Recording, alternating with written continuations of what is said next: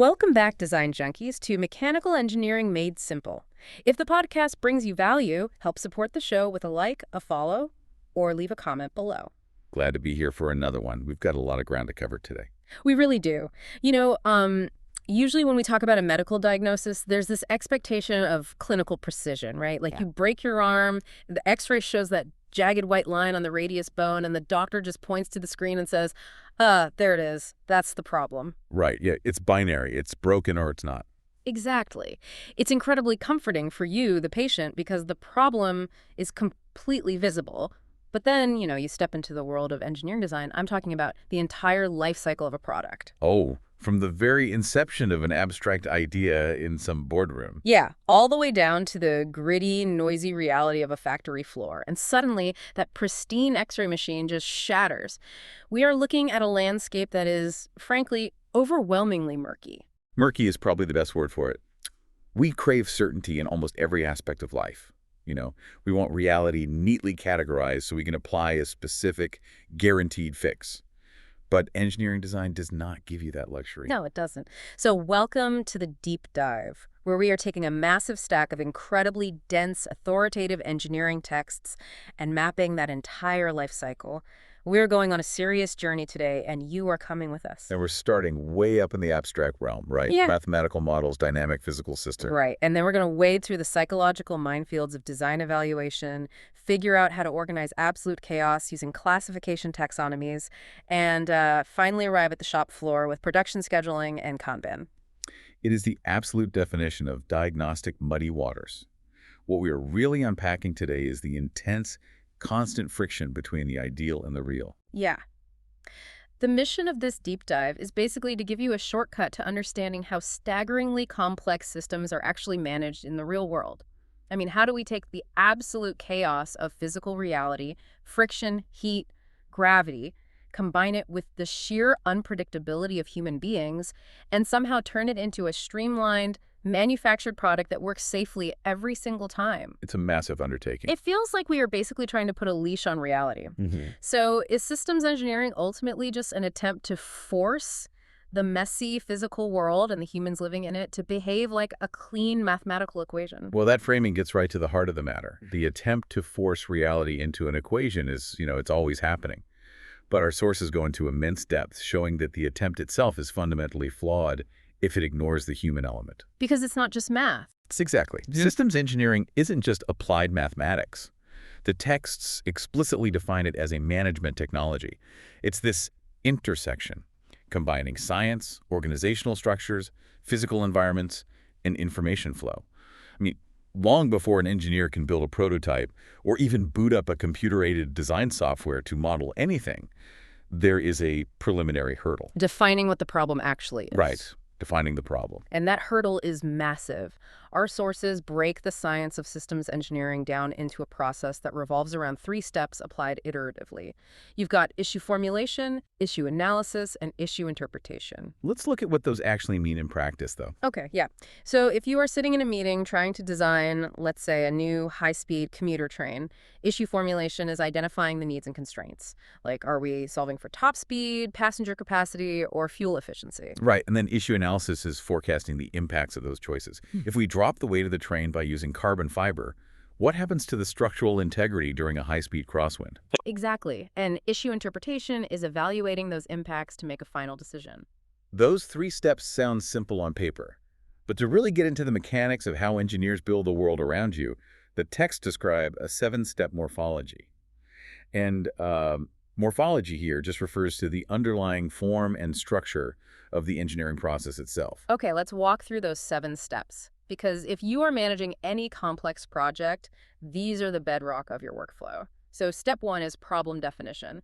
This is where you clarify the needs, the rigid constraints, and the alterables. The alterables are crucial. They are the specific parameters you actually have the power to change. Like, if you're designing that train, gravity is a constraint, right? You can't change gravity, but the wheel diameter, that's an alterable. Exactly. Then step 2 is value system design.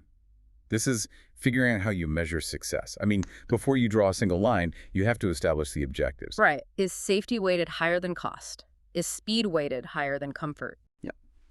Step 3 is system synthesis, which is really just the formal engineering term for generating possible solutions. Should the train use traditional steel wheels on rails, or should it be a magnetic levitation system? Which leads right into step 4, systems analysis and modeling. This is where the heavy computational lifting begins. You take those synthesized ideas and mathematically forecast their behavior. You build a digital twin to see how the maglev system handles, say, a sudden power failure. And step 5 is optimization. You take your best models and meticulously tune the parameters, adjusting the magnetic field strength or the aerodynamic slope of the train's nose, just to squeeze out the absolute best possible outcome. Then step 6, evaluation and decision-making. You take all your optimized alternatives and rank them based entirely on that value system you designed back in step 2. And finally, step 7 is planning for action. This is the transition from paper to the physical world.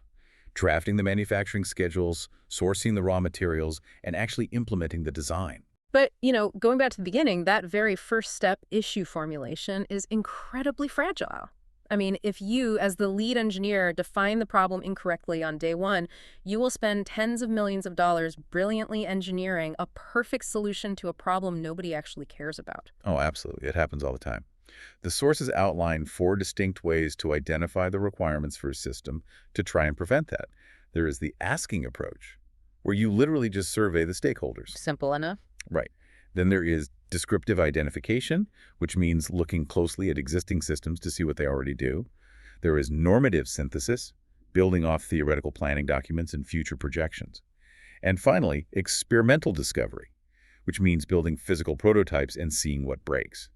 But every single one of those methods carries massive pitfalls, right? Like, consider descriptive identification. If you only look at what already exists, you anchor your entire design process to the past. You end up with minor, incremental improvements. Yeah. You get a slightly quieter traditional train, but you completely miss the leap to magnetic levitation. And normative synthesis is equally dangerous because planning documents are often drafted by executives who are completely divorced from the physical realities of physics and manufacturing. And experimental discovery building prototypes to find the requirements. Huh? I mean, it's highly effective, but it burns through capital and time at an astonishing rate. Which usually forces teams right back to the asking method. Just get the experts and the clients in a room and ask them what they want. But the sources detail a few structured ways to do this without it devolving into a shouting match. Yeah, because we've all been in those meetings. Oh, definitely. So there's brainwriting, where everyone silently writes down ideas on paper and passes them around. This physically prevents the loudest, most aggressive personality in the room from taking over the meeting. Then there's synectics, which is fascinating. It forces the group to use unconventional analogies to spark creativity. You might ask, how does a spider web handle high wind impacts to solve a structural engineering problem? I love that one. The texts also heavily feature the nominal group technique, which is kind of a hybrid approach. It mixes silent, independent idea generation with structured, weighted voting. But the most robust method discussed is the Delphi method. Right, the Delphi method. What makes it unique is that it actively prevents people from even being in the same room. It forces your panel of experts to submit their forecasts or requirements anonymously. Right, exactly. A facilitator aggregates the results, strips away any identifying information, and sends the summary back to the experts. Then the experts review the aggregate and revise their own answers. It systematically neutralizes the bias of the loudest person, the intimidation of a senior manager, and the social pressure of groupthink. I have to push back on this entire premise, though. I mean, if we rely purely on the asking approach, even with a perfect Delphi method, aren't we still just anchoring ourselves to what these experts already know? That's a fair point. Like, how do we ever achieve genuine innovation if our requirements are just a transcription of past experiences? If I surveyed a panel of transportation experts in 1890 using the Delphi method, they would unanimously conclude that the world needed a horse that ate less oats and ran faster. They wouldn't ask for a combustion engine because the combustion engine wasn't in their vocabulary. That is a highly valid critique, and the literature actually acknowledges this exact vulnerability. The asking approach is deeply prone to anchoring and cognitive biases. The sources emphasize that there is a profound, delicate balance required in how you structure these group formulation efforts. Because you can overcorrect. Right. If your team overfocuses on the formulation phase, just endlessly generating ideas and defining the problem, you lose all attention to detail and never actually start engineering. But if you overfocus on the analysis phase, the meeting drowns in trivial details. You get the classic paralysis by analysis. Oh man, if you've ever worked in a corporate environment, you know that meeting. You spend 3 hours arguing over the coefficient of friction on a specific brake pad, and the brake assembly itself hasn't even been fully designed yet. You are analyzing a ghost. It's infuriating. And if you swing the pendulum the other way and over-focus on the interpretation phase, the decision-making part, the meeting becomes almost entirely emotional and personality-centered. It stops being about the physics, the math, or the data. It devolves into departmental politics, personal egos, and turf wars. Exactly. Misunderstandings multiply, and the engineering issue becomes entrenched in a hostile adversarial process. Which serves as the perfect transition into the psychology of the people actually sitting in those design review meetings. Because even if you perfectly execute the seven-step morphology, the humans running the framework are fundamentally flawed information processors. The engineering text we are referencing makes a stark, almost brutal assertion about human capability here. It states that humans possess a highly restricted capacity for formulating, analyzing, and interpreting complex information. It's humbling, really. It is.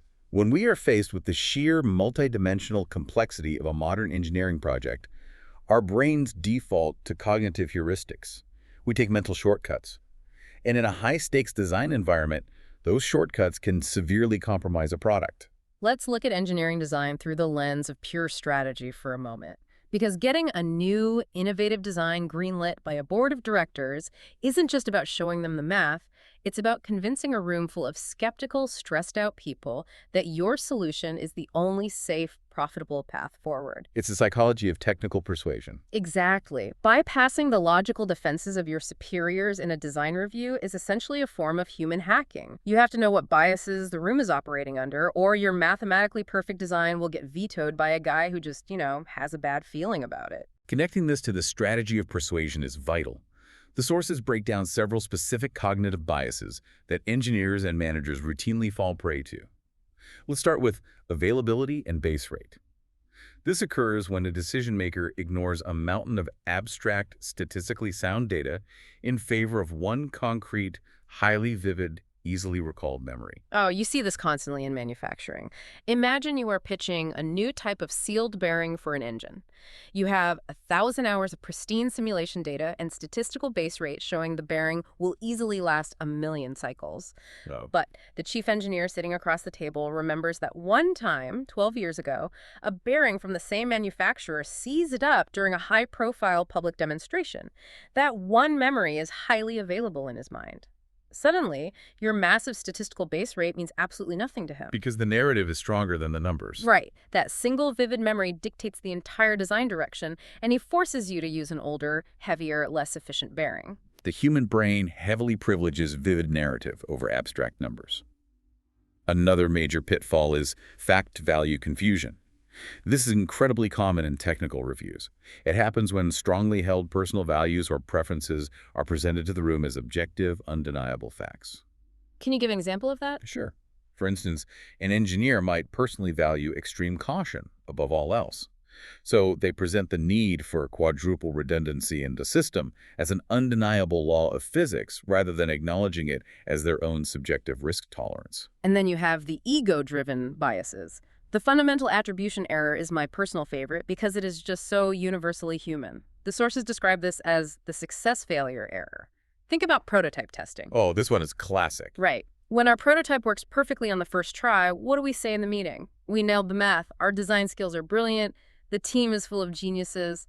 We attribute the success entirely to our internal skills. But when the prototype catastrophically fails and catches fire on the test stand, what do we say then? Oh, the testing environment was noisy. It was an unusually humid day. We got a bad batch of raw materials from the supplier. We attribute our failures to external noise and bad luck, preserving our ego. And that preservation of ego leads directly to perhaps the most dangerous bias in the prototyping phase, which is the law of small numbers. This bias involves expressing massive, unwarranted confidence in predictions based on tiny sample sizes, simply because there is no disconfirming evidence yet. Let's use an analogy here, because the law of small numbers is basically how people gamble. Think of a roulette wheel. It's like walking up to a roulette wheel, betting on black, and winning 3 times in a row. You then pull out a notebook and draft an official engineering specification stating that this specific roulette wheel is mathematically guaranteed to land on black forever. You completely ignore the laws of probability. Because your tiny sample size of 3 spins supports your desired outcome. We do this in prototype testing all the time. We build 3 incredibly expensive handcrafted prototypes. We put them in a thermal stress chamber. All 3 pass. And from a sample size of 3, we write a report extrapolating that a mass production run of 100,000 units built on a chaotic assembly line will also have a 100% pass rate. It is mathematically wild, but it happens every day. So the question then becomes, how do we debias the engineering process? The text notes a humbling reality here. Simple quantitative models consistently perform better than holistic expert judgment in these complex tasks. Wait, really? The math beats the experts. Consistently. To bypass our own mental traps, to essentially hack our own flawed psychology, we have to rely on what the sources call multi-attribute utility theory, or MAUT. Let's break down MAUT for the listeners because it sounds like a piece of software, but it's actually a structured philosophy for decision making. Right. MAUT is designed to force decision makers to make their hidden values explicit, quantifiable, and mathematically consistent. Instead of sitting in a room looking at 3 alternative CAD models and just picking the one that feels the most robust, MAUT forces you to deconstruct your intuition. Okay, so how does it work in practice? You start by identifying all the relevant attributes of the design: cost, weight, structural durability, aesthetic appeal, time to manufacture.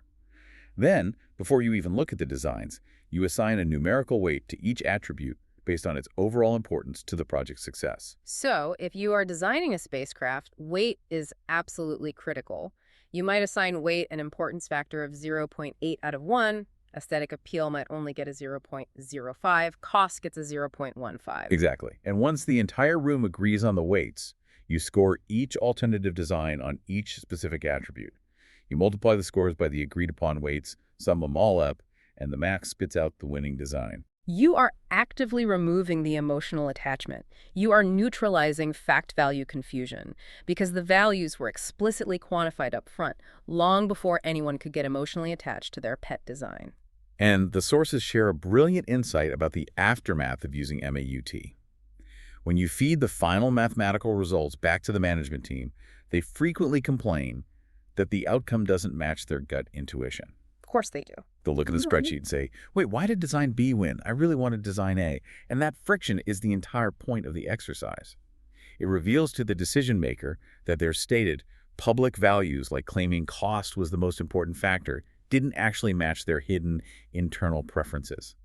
It forces a brutally honest conversation about what the team is actually optimizing for. I love that. To protect ourselves from the roulette wheel of our own flawed intuition, we have to translate the physical human world into the rigorous, unbiased realm of mathematical models, which means we have to dive into the physics of how we represent reality on a computer. We are transitioning from the psychology of the engineer to the pure physics of the machine. The ultimate goal of mathematical modeling is to represent staggeringly complex physical devices using idealized system elements. What's revolutionary in modern systems engineering is that a unified approach has emerged. A universal language, basically. Right. We use a universal mathematical language that applies equally to mechanical gearboxes, electrical circuits, fluid hydraulics, and thermodynamics. This universal language is vital. I mean, think about a modern robotic arm in a factory. You have an electric motor, which is electrical. It drives a gearbox, which is mechanical. It pumps hydraulic fluid to actuate the gripper, which is fluid dynamics. And the whole thing gets hot, which requires thermal management. If you try to model that using 4 different sets of equations, you'll go insane. Completely insane. So engineers developed a unified language built on 2 primary physical variables: through variables and across variables. The elegance of how these variables map across entirely different physical domains is remarkable. A through variable is defined as a quantity that is transmitted through an element. You measure it by effectively cutting the system and inserting an instrument. So in a mechanical system, the through variable is force. In an electrical system, it's current. In a fluid system, it's fluid flow. And the counterpart is the across variable. This is the difference in state between the 2 terminals of an element. You measure this by placing an instrument across the element without breaking the system. So in a mechanical system, the across variable is velocity difference. In an electrical circuit, it's the voltage drop. In a fluid pipe, it's the pressure drop. Using just those 2 variables through and across, we can construct the 3 fundamental passive building blocks of literally every physical model in existence.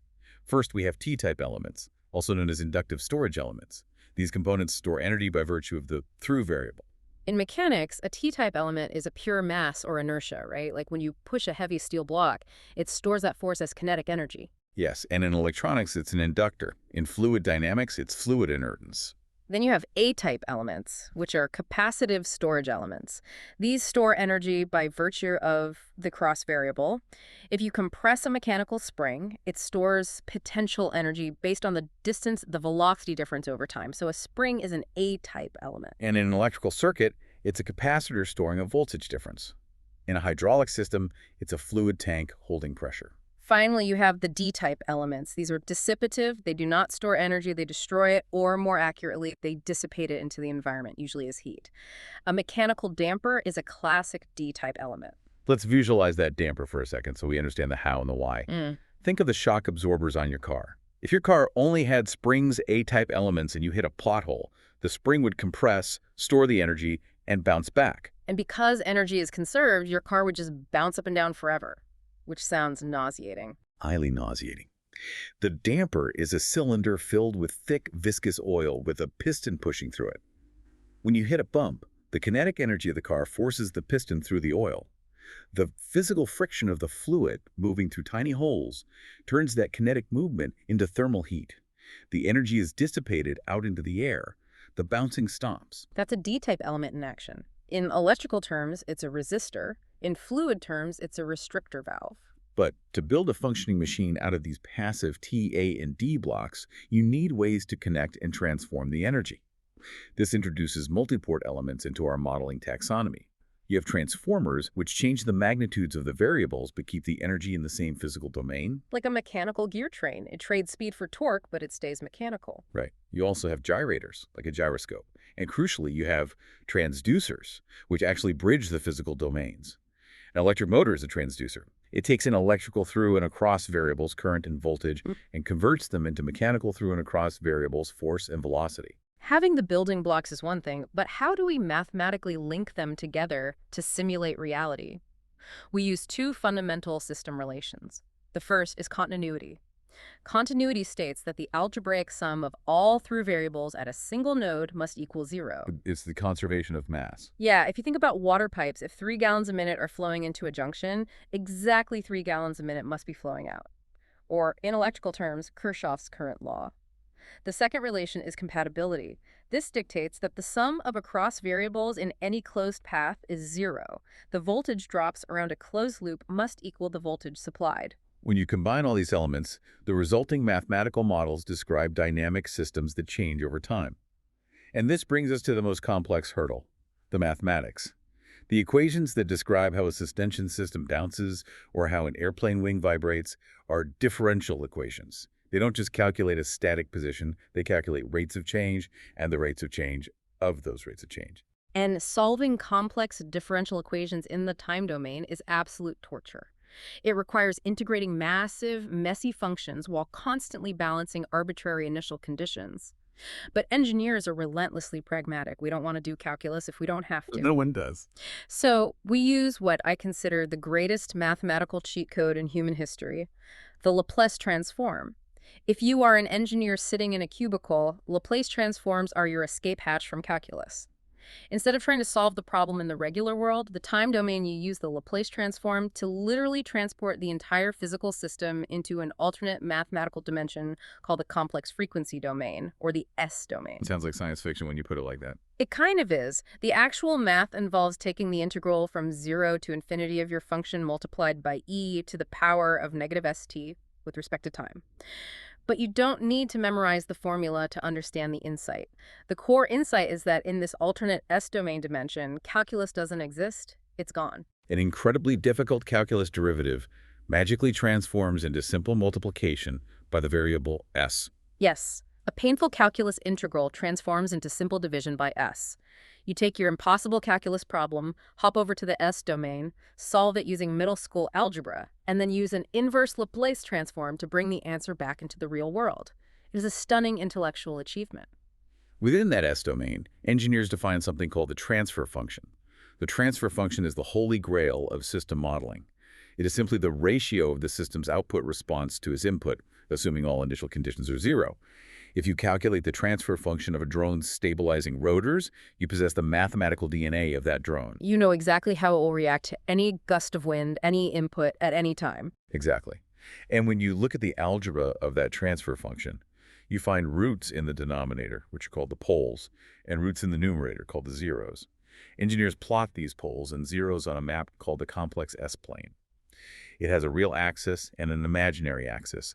Just by looking at the locations of the poles on this map, you can predict the entire physical future of the machine. The location of the poles dictates the transient response, right? How the system behaves before it settles into a steady state. Right. If the poles fall on the real axis, the math tells you the system is overdamped. It will respond sluggishly to an input and slowly return to rest without ever oscillating.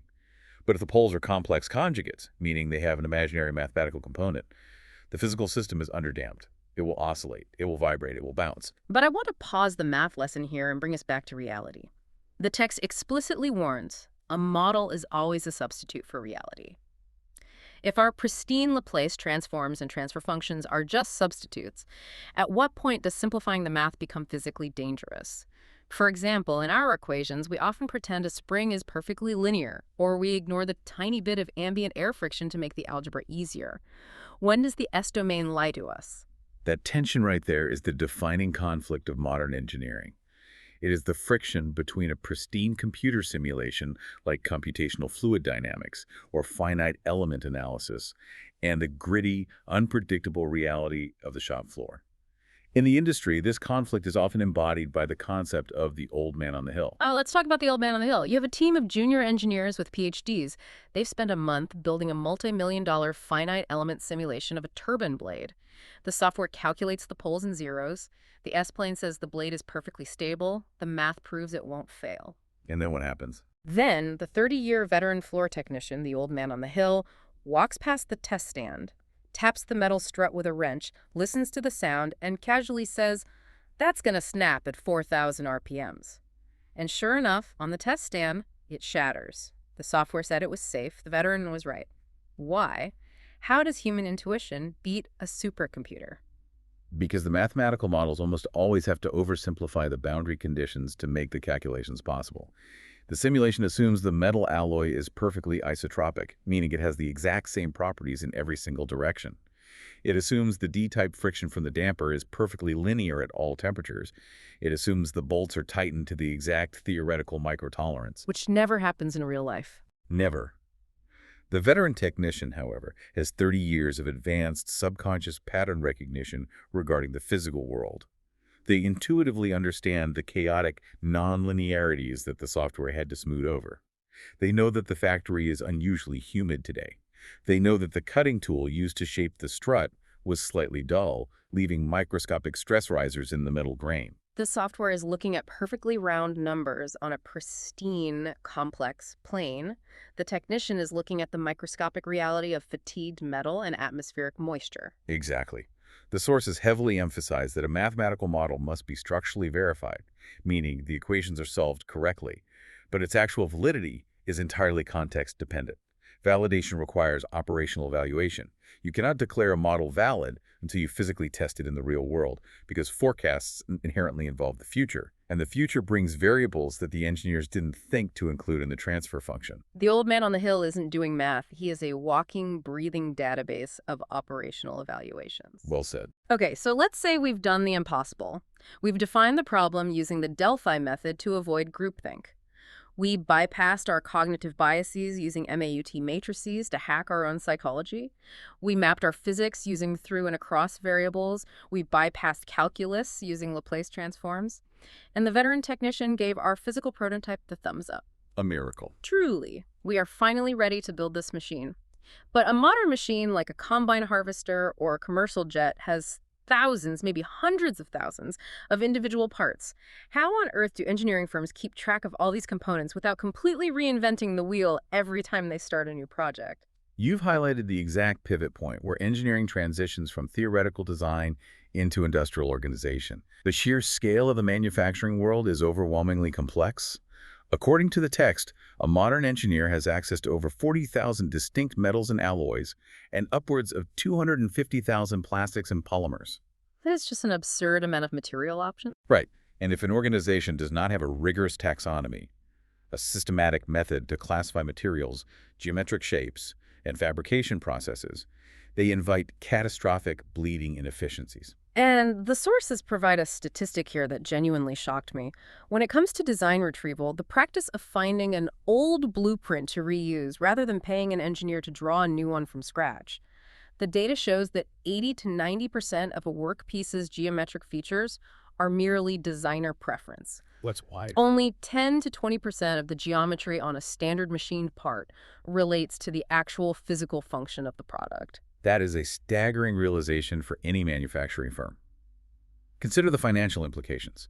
A company is paying a senior engineer a premium salary, and that engineer is spending 80% of their day carefully drafting chamfers, fillets, non-critical hole placements, and edge radii that have absolutely zero impact on whether the final machine actually works. They are drawing the part that way simply because of personal habit or because it looks aesthetically pleasing on the screen. It's artistic expression masquerading as functional engineering, and it costs massive manufacturing firms hundreds of thousands of dollars in redundant designs. An engineer will spend 3 days designing a customized steel bracket for a new engine mount, completely unaware that another engineer in the same building designed an almost identical bracket for a different project 3 years ago. By classifying parts into families using a concept called group technology, a company can stop the bleeding. They can look up a classification code, find a part they already manufactured that serves the exact same function, and just retrieve it from the database. To make design retrieval possible, the sources detail 2 primary types of classification codes. First is the monocode. A monocode is a hierarchical, tree-like structure. The meaning of each digit depends entirely on the digit that preceded it. It functions very much like biological taxonomy kingdom, phylum, class, order. Okay, so like a 1 in the first position might mean metal, and if the first digit is 1, then a 2 in the second position means steel. Exactly. It's incredibly powerful for capturing deep, complex relationships within a specific family of parts, but it can be rigid and difficult to search if you only care about one specific feature. That brings us to the second system, the polycode. A polycode is a feature-based chain type structure where every single digit is completely independent. Digit 1 might represent the raw material. Digit 2 represents the primary external shape. Digit 3 represents the thermal heat treatment required. And in a polycode, it doesn't matter what digit 1 is. Digit 3 always means the exact same thing. If digit 3 is a 7 font, it means the part requires annealing, regardless of whether it's a steel bracket or an aluminum casing. The texts provide a great example regarding a physical size taxonomy, too. You could construct a code where Class 1 represents a sub-miniature capsule, Class 5 represents an object roughly the volume of a bread box, and Class 9 represents a massive, giant railroad boxcar. By tagging every single CAD file and blueprint with these monocodes and polycodes, you build an instantly searchable universal database of everything your company knows how to make. It's pure efficiency. But I have to play devil's advocate here, though. Let's apply some strategic philosophy to this. If 80% of a part's geometric features are just standardized through parametric design and instantly retrieved via polycodes, doesn't that completely stifle human engineering creativity? Are we just turning brilliant, highly educated designers into glorified data entry clerks, forcing them to pick pre-made digital Lego bricks from a corporate database? It's common fear among junior engineers, but let's reframe it by applying the philosophy of Miyamoto Musashi, the legendary Japanese swordsman and strategist. Musashi's core tenet in the Book of Five Rings was relentless pragmatism. He wrote, "Do nothing which is of no use." Applying samurai philosophy to CAD software, I love it. Walk me through it. Generative process planning and parametric part programming are the ultimate embodiments of Musashi's pragmatism in the engineering world. By fully automating the 80% of the design geometry that is fundamentally arbitrary, you are not stifling the engineer. You are actively freeing their cognitive bandwidth. You are eliminating the useless movement. So they can focus on what matters. Precisely. This allows the designer to focus 100% of their intellectual energy and creativity purely on the 20% of the design that actually determines functional success. The critical tolerances, the load-bearing stress points, the thermal dynamics. You don't waste your energy drawing a decorative flange that already exists in the database. You spend your energy making sure the transfer function of the primary system is flawless. Adding to that, robust classification systems guarantee what we call processability. The classification database is directly tied to the actual machines sitting on the factory floor. It inherently knows what the factory can and cannot build. It mathematically ensures machinability, weldability, and formability. It prevents an overly ambitious engineer from designing a beautiful, highly creative component that is physically impossible to manufacture on the specific CNC machines the company actually owns. And that reality check brings us out of the digital database and directly onto the factory floor. We've modeled the dynamic system, we've successfully hacked our human biases, and we've classified our millions of parts using polycodes. Now, the raw materials are sitting on the loading dock. How do we actually schedule the chaos of the factory to build this thing? The massive transition from theoretical design to physical production hinges entirely on understanding the fundamental difference between two types of economic demand: independent demand and dependent demand. The distinction here is critical. Independent demand is steady, statistical, and relatively constant. It is influenced by external market conditions that the firm cannot control. For example, the demand for finished cars at a retail dealership is independent. You can forecast that you'll sell roughly 50 cars a month based on historical data. But dependent demand is completely different. The text describes it as lumpy. Dependent demand is based entirely on the internal assembly schedule of your final product.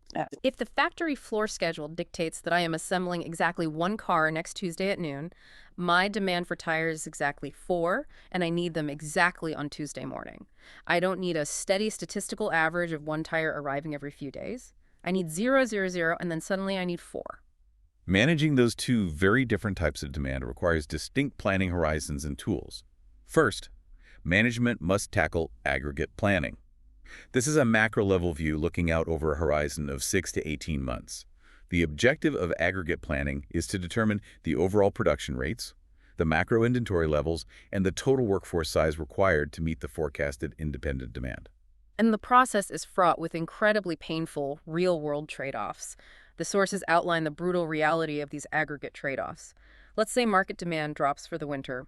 Option 1. Do you maintain a constant, steady workforce and a constant production rate, and just let unsold inventory pile up in a warehouse? If you do, the holding costs, the insurance, and the depreciation of the goods will slowly bleed your company's cash flow dry. Right. Option 2, demand spikes. Do you use massive amounts of overtime to meet it? That burns out your best workers and costs an absolute fortune in premium labor wages. Or option 3, do you hire and fire temporary workers dynamically, perfectly matching the fluctuating demand curve of the market? That third option, the chase strategy, often looks mathematically perfect on a financial spreadsheet. It minimizes inventory and avoids overtime. But as the engineering texts are careful to note, it completely ignores the human element. Treating human beings as perfectly elastic variables that can be hired and fired at will completely destroys employee morale, ruins institutional loyalty, and dramatically lowers the quality of the work.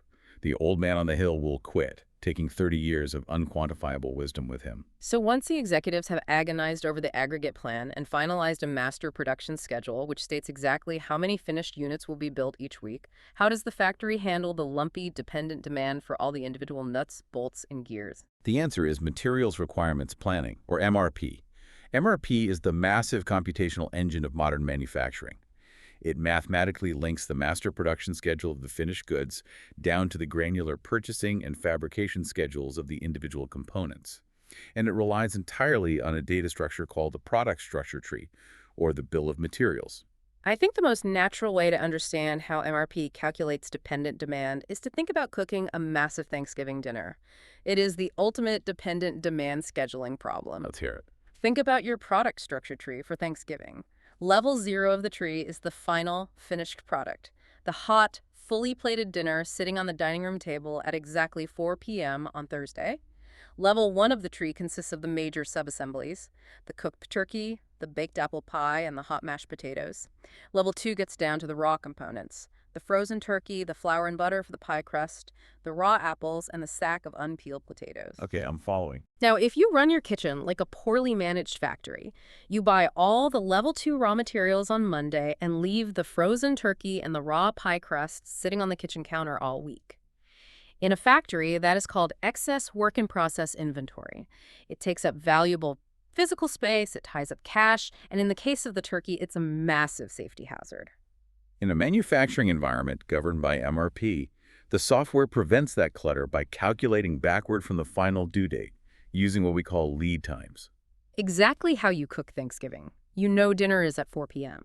You know the lead time to bake the turkey is 4 hours. You know the lead time to thaw the turkey in the fridge is 3 days. So you schedule the planned order release for the frozen turkey exactly 3 days and 4 hours before 4 p.m. on Thursday.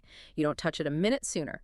You schedule the raw materials to arrive at the exact time bucket they're needed for assembly. To execute that mathematically across millions of parts, the MRP software takes the gross requirements, what you need to build, and subtracts the scheduled receipts that are already en route, as well as the on-hand inventory currently sitting in the warehouse. That calculation gives you the net requirement. And it offsets it. Right. The system then offsets that net requirement by the known lead time to generate the precise planned order release. It is a brilliant system designed to ensure you have exactly what you need, exactly when you need it, minimizing holding costs to near zero. But our texts bring up a fascinating historical contradiction known as the aggregate planning dilemma. The mathematical models for perfect linear aggregate planning and MRP have existed since 1955. They are logically sound. Yet in the real world, very few companies actually use them perfectly. Why is that? Why do perfectly logical models fail in modern factories? Because the mathematical models assume a pristine world. They assume perfectly linear cost structures. They treat all human workers as equal, identical, interchangeable units of labor. But corporate planning is fundamentally a messy, bottom-up, hierarchical human process. It's humans again. Always. Decision-makers are frequently intimidated by the sheer complexity of the matrix formulations. Furthermore, the volume of data required to feed an MRP system, tracking the exact inventory level of every single screw in real time, is incredibly expensive and difficult to maintain. When the inventory data is slightly wrong, the MRP outputs a catastrophic schedule. It is yet another example of the pristine Laplace transform failing to capture the gritty reality of the shop floor. Okay, let's assume our raw materials have miraculously arrived on time. The metal is sitting by the machines. Who actually does the work and in what order? If there are 5 different jobs waiting at a single milling machine, how does the operator decide which piece of metal to cut first? That brings us to our final operational frontier: execution, sequencing, and the Japanese manufacturing philosophy. It is vital to clearly distinguish between sequencing and scheduling at this stage. Sequencing is simply determining the relative order of activities. Job A goes first, then Job C, then Job B. Scheduling, on the other hand, is attaching specific, rigid times to those sequenced activities. Job A starts at 8 a.m., Job C starts at 10 a.m. On the incredibly chaotic shop floor, foremen don't have time to run complex computer simulations. They use priority dispatching rules to figure out what to sequence next. And the sources highlight a highly researched rule known as SPT, or shortest processing time. If you have 5 jobs waiting, you simply do the fastest job first. And SPT is mathematically proven to be incredible for maximizing the overall throughput speed of the factory and drastically reducing the mean flow time of jobs stuck in the system. In addition to SPT, foremen often use due date rules, such as EDD, earliest due date. Under EDD, you process the job that has the closing delivery deadline, regardless of whether it takes 1 hour or 5 days to complete. And if your factory uses an assembly line rather than independent workstations, you face the nightmare of assembly line balancing. You have an inherent physical trade-off. Do you try to keep the number of workstations constant and minimize the cycle time, essentially making the conveyor belt move as fast as physically possible? Or do you keep the cycle time constant and try to minimize the number of human workstations, saving massive amounts of money on labor and equipment? The answer depends entirely on the strategic constraints of the firm. If floor space in the factory is your limiting constraint, you minimize the stations. If sheer volume of output is paramount for market share, you constrain the cycle time and push the belt faster.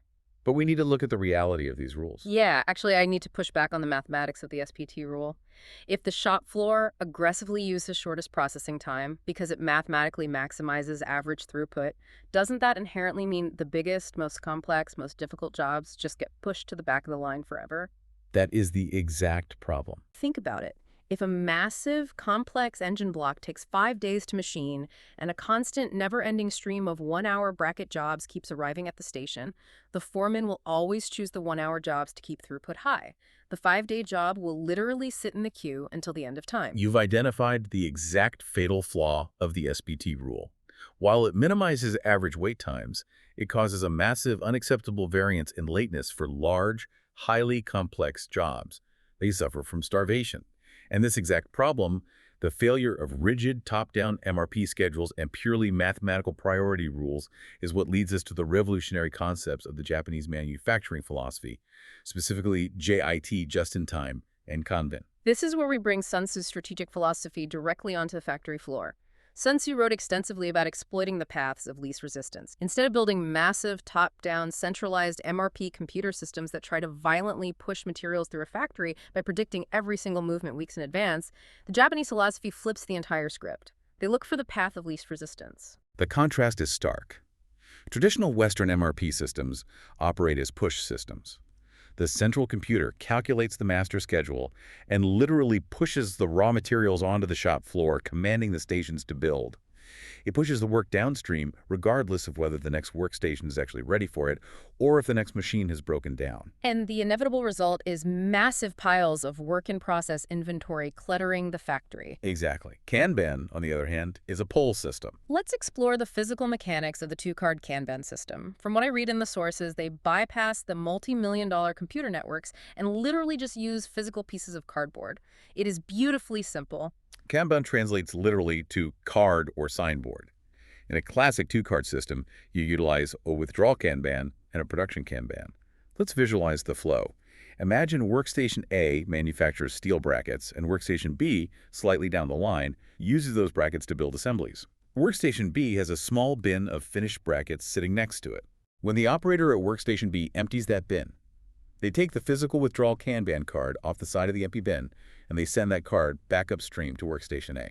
That physical card acts as an undeniable authorization. It essentially says to Workstation A, I have consumed a bin of parts. The space is now empty. You are officially authorized to produce another one to replace it. Crucially, Workstation A is strictly forbidden from producing anything without possessing that physical production card. If Workstation B breaks down and stops consuming parts, they stop emptying bins. Therefore, they stop sending cards back upstream. Without the cards, Workstation A automatically stops producing. The inventory physically cannot pile up. The system mechanically regulates itself through the physical exchange of cardboard, pulling inventory through the shop only at the exact rate it is actually consumed. It is the ultimate engineering path of least resistance. It drastically reduces the need for massive, complex, centralized information control systems. The sheer elegance of Kanban is that it relies on the undeniable physical reality of the shop floor to control the workflow.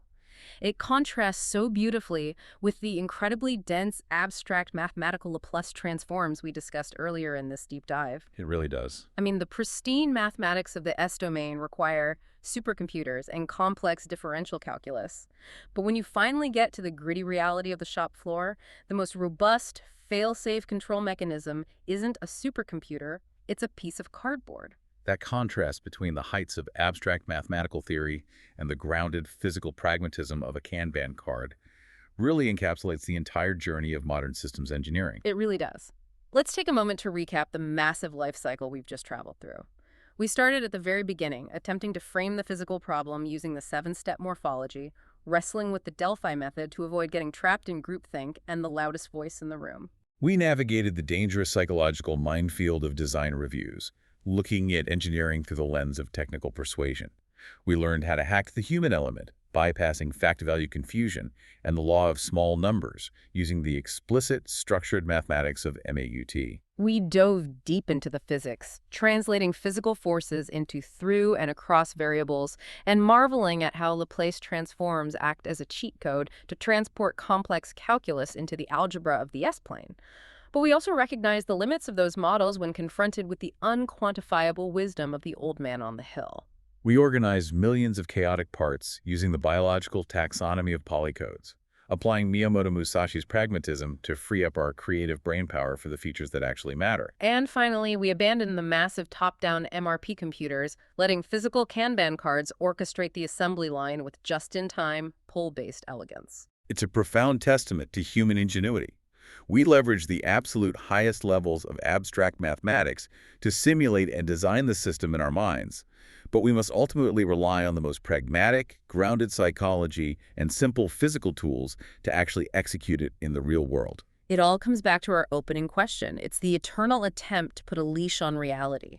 And as we close this analysis, I want to leave you with a final provocative thought to mull over. We are entering an era where our mathematical models are becoming purely AI-driven. Software can calculate transfer functions, optimize poles and zeros, and sort polycodes in milliseconds. Yeah, the speed is unbelievable.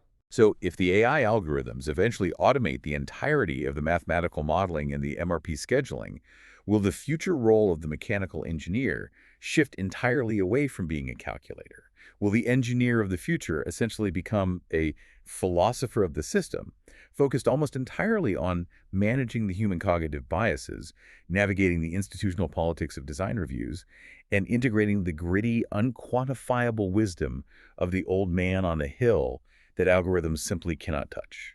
That is an incredible thought to end on. If the artificial intelligence handles the calculus, the human being has to handle the philosophy. The broken X-ray machine might eventually be fixed by the AI, but the engineer will always have to interpret the muddy waters of the human condition to get anything built. Remember, design junkies master the critical few, or the trivial many will master you. If you're leaving this episode with something you didn't arrive with, drop a comment. Takes you a few seconds, but it tells me this workbench is worth keeping open.